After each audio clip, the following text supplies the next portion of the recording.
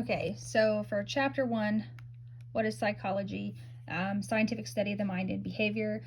Wilhelm Wundt is one of the founders of psychology. He created the first laboratory for research. Consciousness can be broken down or reduced.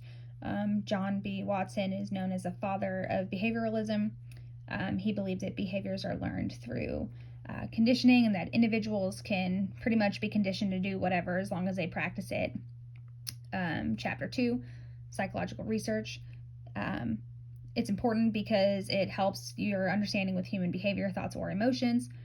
Has a significant impact on education, counseling, psychology, etc. Naturalistic observation, observing people, how behaviors can change, difference, with humans and animals. And then I added a picture of my 4 dogs.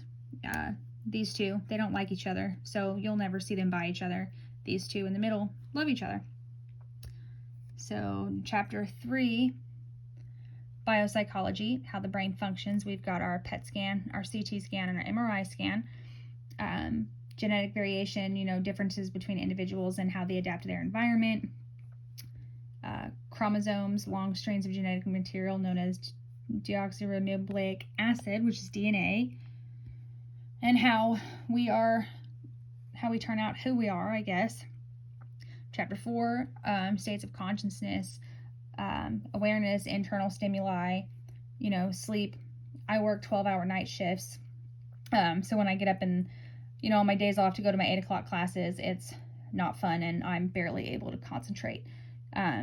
Sometimes on the drive home, I'll find myself daydreaming or zoned out at stoplights, which probably isn't good, but it is what it is, So for chapter 5, sensation and perception, sensory, how we respond to stimuli, how it affects vision, hearing, taste, touch, smell,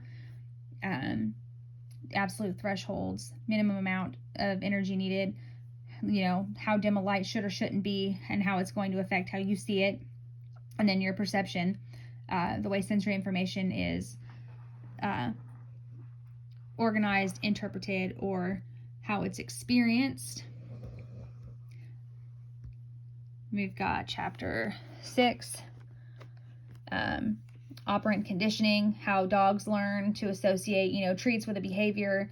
If they get a treat, then they did a good job. If you get spanked or put in a kennel, or, if you get yelled at, that's punishment. Same with people, kids learn to sometimes associate, treats with stuff they did good.